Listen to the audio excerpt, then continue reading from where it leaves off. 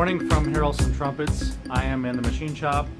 Of course, we are in our Denver shop, and I've been in here for maybe an hour watching YouTube videos, which I do not very often. Normally I'll watch YouTube videos every few months, and I typically follow some people that are either inspirational to me or that are my friends or my colleagues, people that I know.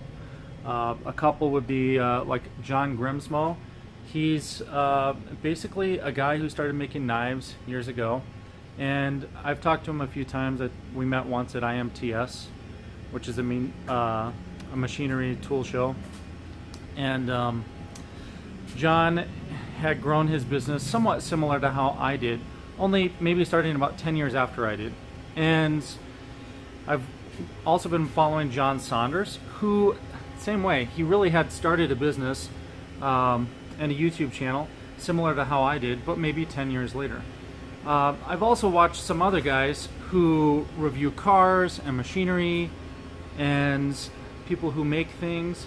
The list is endless, but I try to watch videos once in a while to get a better idea of what people are looking for in content on YouTube. And the thing I always come back to is what people really want to see is, first, something interesting, and secondly, I think most of us want to see someone who's sincere, someone with passion, and someone who really wants to create or expose and do something new, something that's interesting and new to you.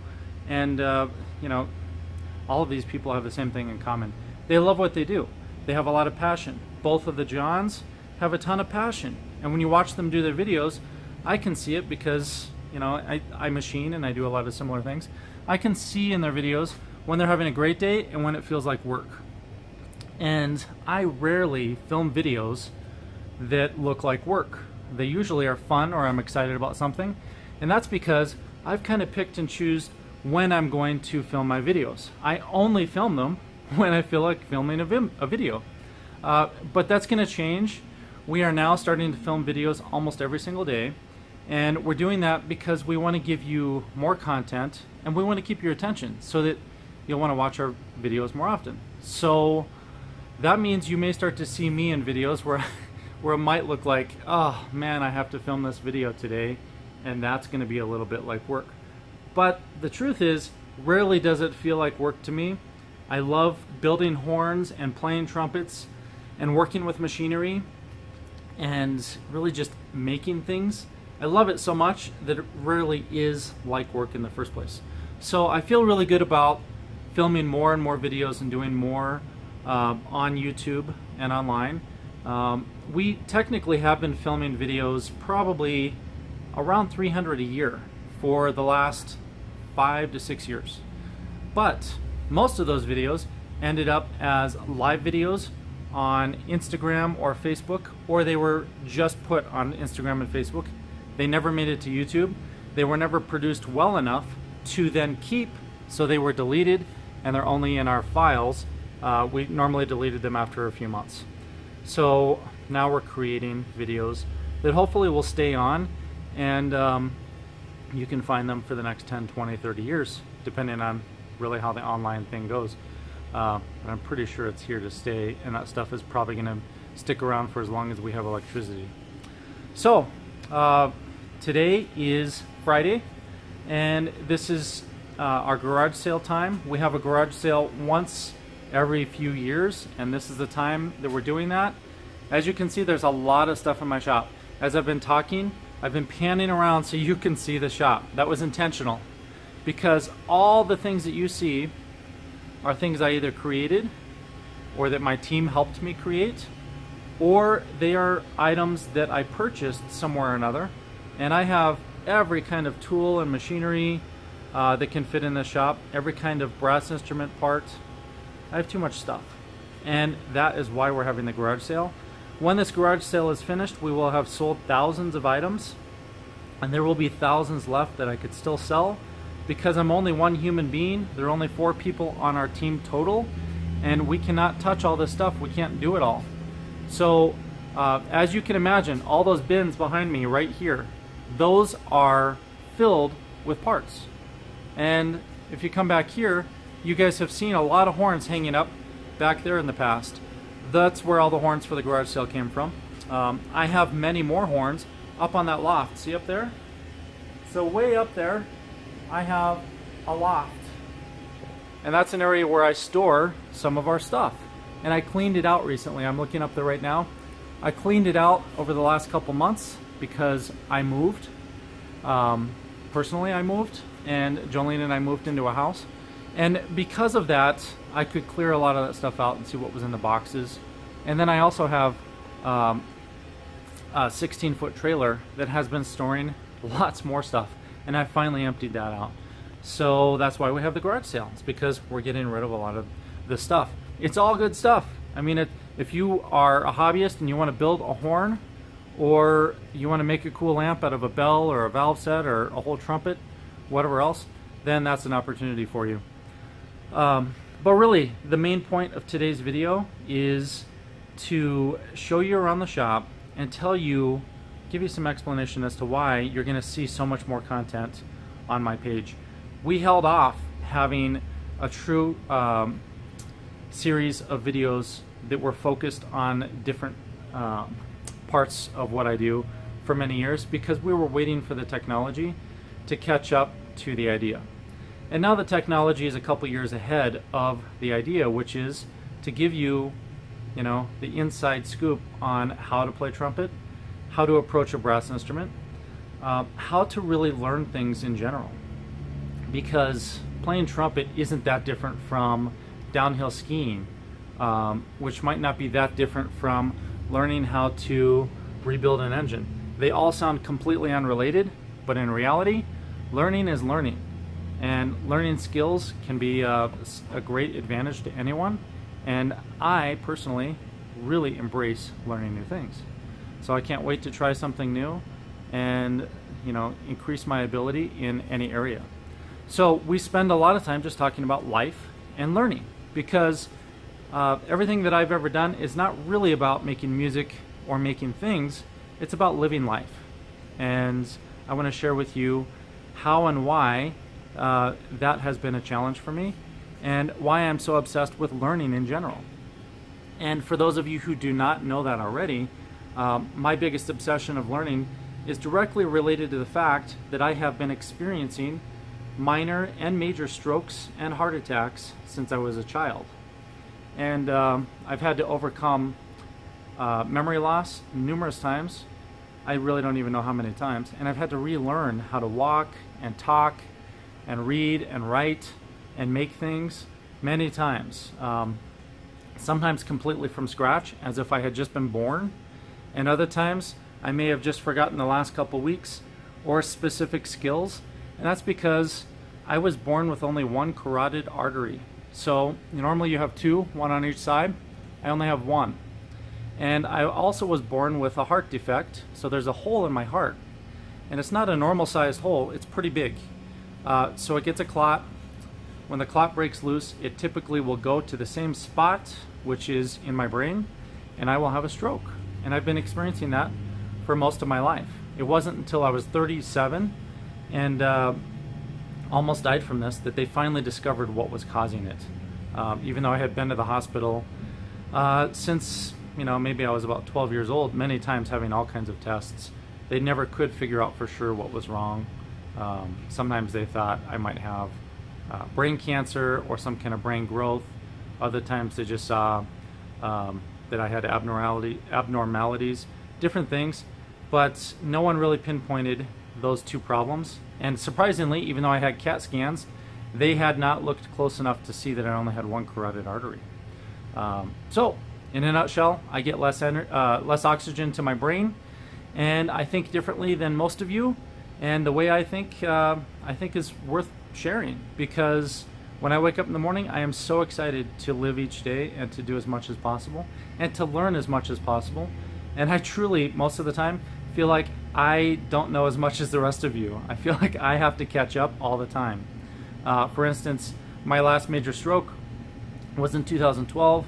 I do actually think of myself as a 6-year-old because I started over with a clean slate 6 years ago, meaning I literally had to learn words again. I've been learning to spell, learning to speak, and and learning how to play the trumpet. So I was a pretty decent professional trumpet player up until that stroke, and since then I've been recovering, and all these things have been challenges. So it's probably not what you thought you were going to see in this video, and I wouldn't be surprised if half or more of my viewership has nothing to do with music or machining or making things or trumpet, because the story here really is much more about living life and making the most of it and overcoming challenges. And I'm the last person in the world to tell people that I can't do something because I have some kind of handicap. And I would never think of myself as handicapped in any way. Even though technically I have these issues, we all have issues and we all have to get over them, whatever they might be. And this video series is all about just making the best of the moment. So, one thing I wanted to ask you guys was, really, I'm building some demo horns this summer and some really cool artistic trumpets. And again, if you're not into trumpet, that's okay, but I'm going to pull this out a little further so you can see more of me. I'm new to the whole selfie stick thing, but I want you to see more of me here. I want you guys to give me some feedback on what kind of demo horns I should build. And regardless if you're a musician or a trumpet player or a machinist or anything else, please just give me your feedback and let's chime in and talk about this, because I care about a lot of different things. First, I care about how well an instrument plays. And I mean, like, you know, can you play music on it? And is it easier to perform? Does it have more efficiency? Is it more versatile? Is it flexible? Can I do all the things I want to do? So that's the first thing, you know, functionality. Second thing, in my mind, is aesthetics. I want it to look great. And that's where the rest of you come in. You can hear if I'm playing something well or not. And you can also tell me if you like the looks of it, okay? The third thing is I really like a challenge. So number 3 is, hey, can I design something that's going to be difficult and fun? And that third part really has another part. So the third part really is it challenging? Number 3, is it challenging as a machinist, a maker, a designer, an engineer? And 4, is it challenging with my own hands? Because I want to get my hands on this and I want to build it and create something with my hands as well. So, number 4 is important to me because I don't want to just push buttons on software and machines. You see all these cool machines behind me? Those things are awesome machines, but you know, I want to use them and make the most of them, but I want to use my hands as well. So, I'm going to show you some ideas. I'm going to walk you through the shop, and please just give me your honest opinion. And you can respond with a video, or you can just type in the notes, or you can send me an email. The only thing you can't do is call me. And that's only because I really literally have hundreds of phone calls every week, and I already get too much. So I appreciate that. If you want to visit the shop sometime during an open house, which we have one today and tomorrow, great, give me your feedback there. But I don't have time for phone calls. So here's what we're going to look at. I'm going to turn the camera down a little bit. I'm going to show you some of the stuff I've already worked on, so you're not going to see me as much for the next few minutes. And again, I'm getting the hang of this whole holding the camera different like this. Okay, so this drawer is full of trumpet parts that I have been building, and a lot of these were built with the idea of making custom trumpets for us here in the shop. For instance, you can see this set of bottom caps. It says it's special, don't sell it. Okay, I'm going to hold it up to the camera. You can see that there's some really unusual design to this. I think it almost looks like some kind of a 50s or 60s spaceship, you know? And it's a variation of our Grooves bottom caps. Let me see if I can get one out. Well, that's just one single piece of plastic. See that? So I'm going to build a horn at some point that has that kind of a design to it. What I think of as maybe like, I don't know if you've seen cartoons or movies or even toys from the 50s and 60s where people are imagining going into outer space, and they've got these concentric rings going around things, and it's kind of a goofy, cartoony like type of a design. But I think I could make that really classy and really beautiful and make it create a statement. So I'm going to design a horn around that theme, and this is the first part that I have for that kind of thing. So that's one idea, which will happen sooner or later. Let's look at another one. Check out these valve stems. Hopefully you can see those. And I'll try to pull one out. Sorry, I don't know how to push pause on this, so I can't make a mess of it. Alright, so that is what the valve stem looks like. Let's get it up there. Is it going to focus? Please focus. Alright, so this valve stem has kind of a crisscross pattern, and it looks like almost like some kind of a diamond type pattern. I'm looking at it close. And it was cut on the lathe. I wrote some really unusual threading code to make this. And I think it turned out really nice. But that could be the beginning of a whole nother theme of a horn. So there's one. I've got another one that's just perfect spirals. So let's look at that. These ones are spirals, and that again could be another theme. This is a theme that I have that I think is a little bit like 70s. And I'll just describe it to you, but it's got the Harrelson logo in it, and it's got 6 stripes at an angle, like 30 degrees. So I have created a tuning slide and a bell crook that matches this receiver, and here they are. So that is the tuning slide. So that's kind of a cool effect where we've got a horizontal roughing or pre-finishing here, and then we've got like a 30-degree angle finishing with a ball mill on the other side, and it creates like a stripe right through the part. So you can see, here's a pair of those. You can see what they go together and how they look.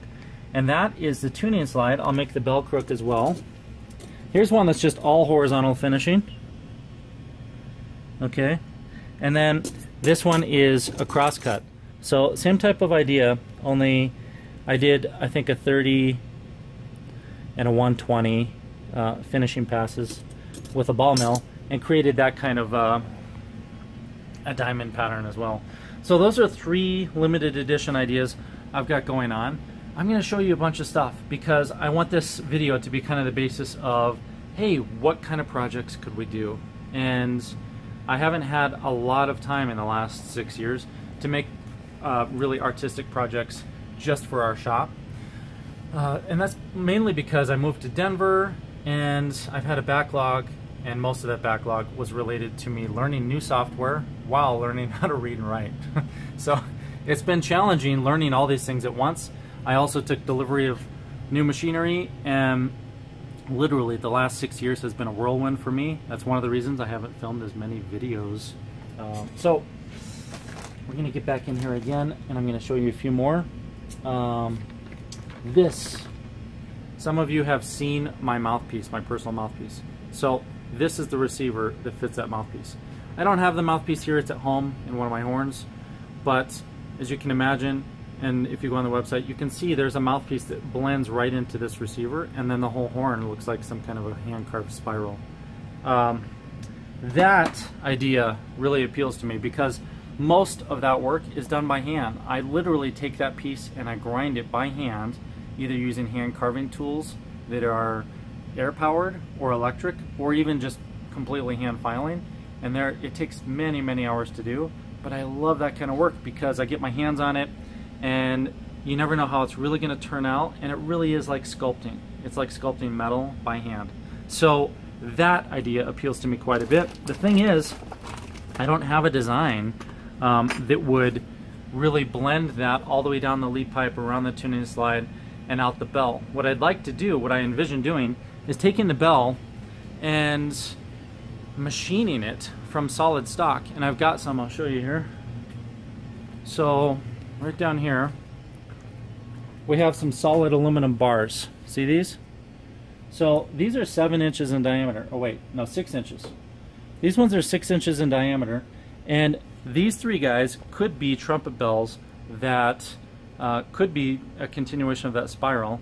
I could rough it all out on the milling machine and then hand finish it and put in the details by hand.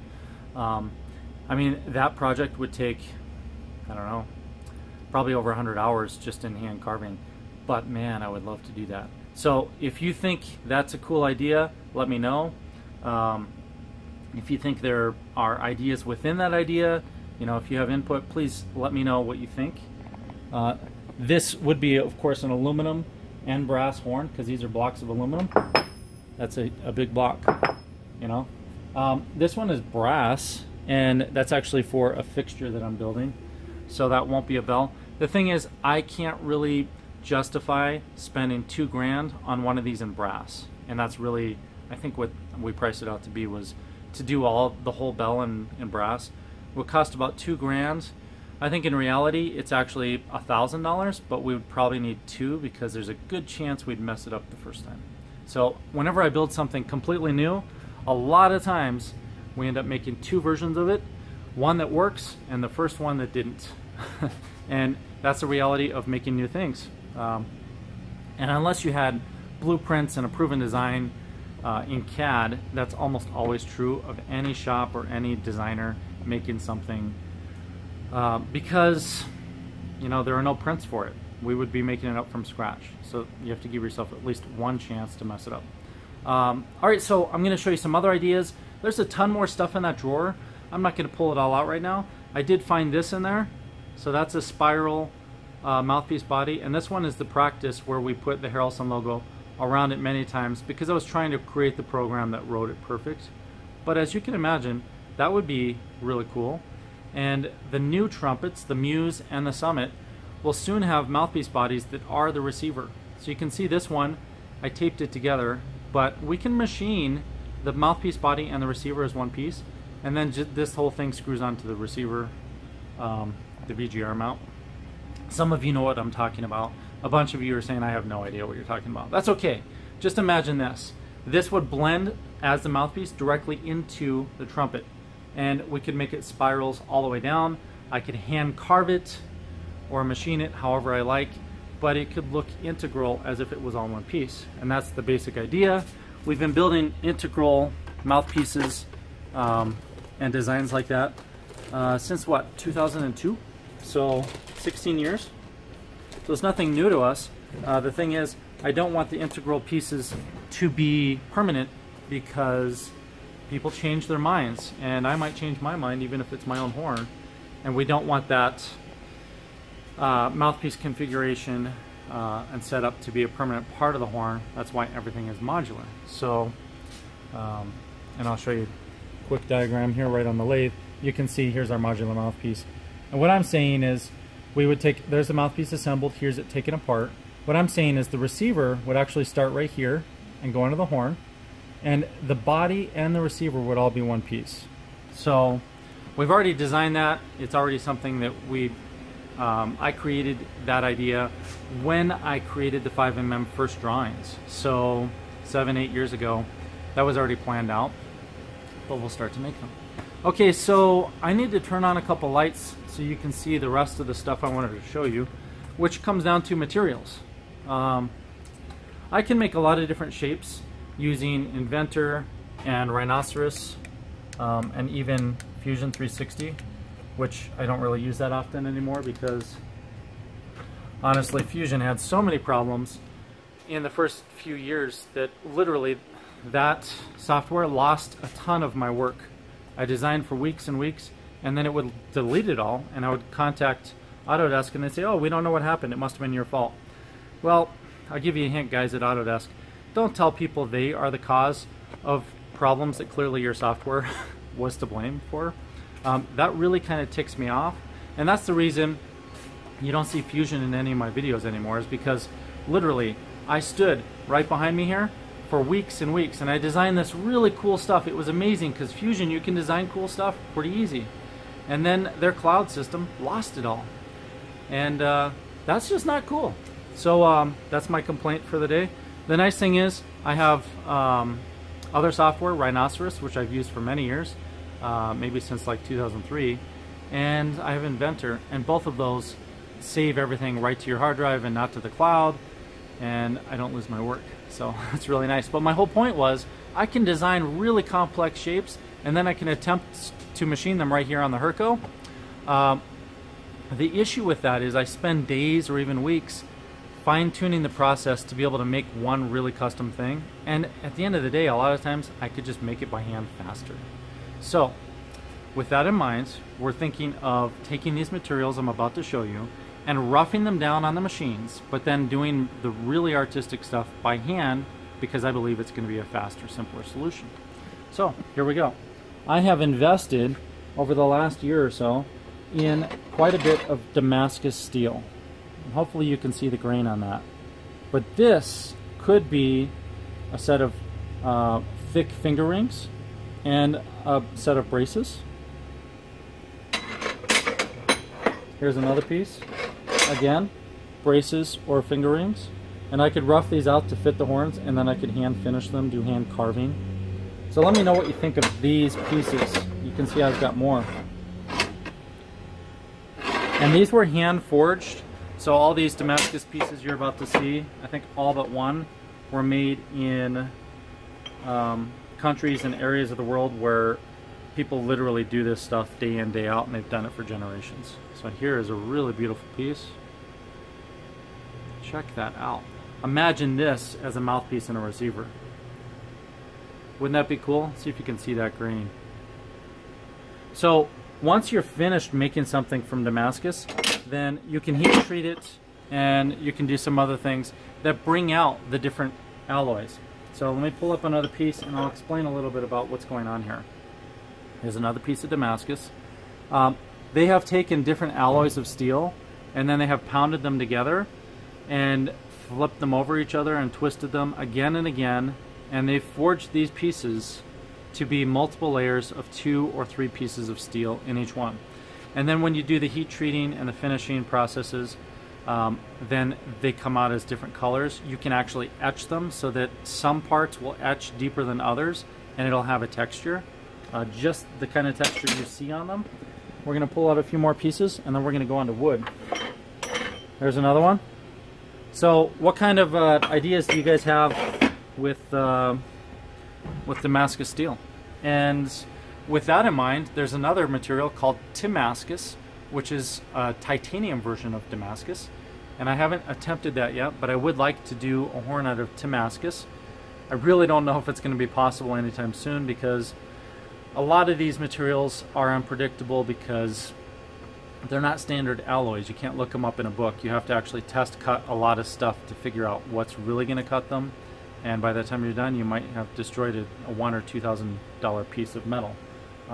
So for instance, this piece of Damascus could easily cost $300 to $500 just for one piece. And Damascus could be like 3 to 5 times more expensive. And sometimes even 10 times as expensive. We also have titanium. So I have not made a trumpet out of solid titanium. I would really love to do that because this piece is extremely light, and I can only imagine how much fun it will be to play a titanium horn that was solid machined from titanium. And I mean like the bell crook, the tuning slide, lead pipe, the bell, I mean almost the whole thing. Alright, so now I'm going to pull out a couple other pieces. I of course experiment with carbon fiber, and we have the HT6 coming out soon. Here's a piece of carbon fiber. I even have carbon fiber in other colors. Here's one that's red. And I'm playing with carbon fiber ideas as well. So think about carbon fiber. What could we do there? I could maybe lay up bells over a mandrel. Here we have stabilized wood. So I have tons and tons of stabilized wood. We're going to look at some of that.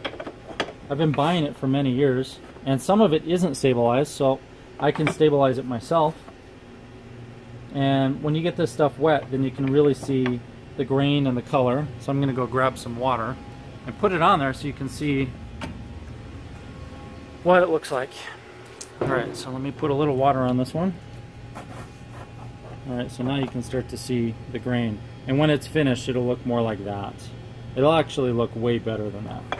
Let's do this one. Let's get it wet. You can start to see the grain.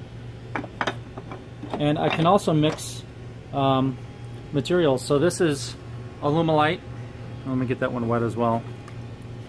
That's alumalite, and it's mixed with, yeah, I'm not sure, that might be hickory, or I don't remember what it was. But I can mix a lot of these things, and we have pressure pots and everything to mix them ourselves. So here's some more pieces in here. Got a lot of different types. I don't know if you guys know this, but I used to make a horn called the ebony, and it was made out of wood. And the ebony pieces were made out of some of the blocks that are still sitting here today. So here's some ebony right there. I've had this ebony for 15 plus years, and the ebony series was made from the same blocks that are still on the shelf right now. Here's some right there. And I made hand grips that fit all the way around the valve casing out of ebony. And there was one more piece I was going to show you, although I don't know where I put it. Let me look here. I don't know where it went. But yeah, you should look up the word ebony Harrelson trumpet and just see what they look like, because I think I made 3 of them and they turned out really amazing.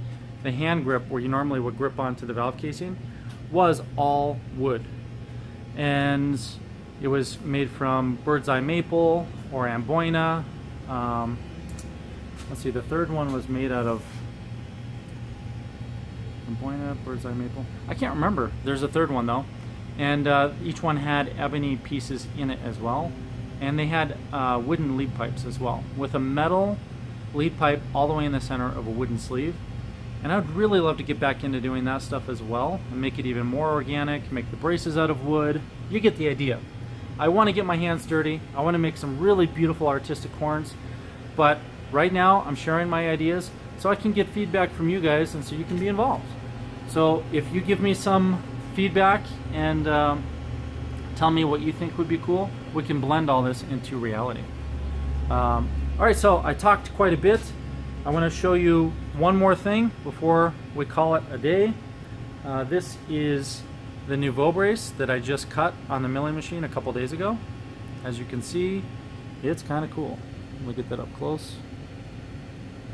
It says June 2018 on this one. Harrelson. And this is the one I featured a little bit in the last video. I have a few of them sitting here. And these are the blocks that they were cut out of, solid blocks. And those were cut on the milling machine. Now I'm going to make a version of those that fits the Muse trumpet. And the Muse has a modular lead pipe, so it has to have this kind of hole system in it. So one of my challenges is to make those 2 braces compatible with each other. I need to somehow make this design in the Muse system, and that will be another fun challenge. So thanks for joining me this week on Trumpet Shop Talk. I know it's been a lot of talk about things that seem unrelated to building trumpets, but that's a reality here.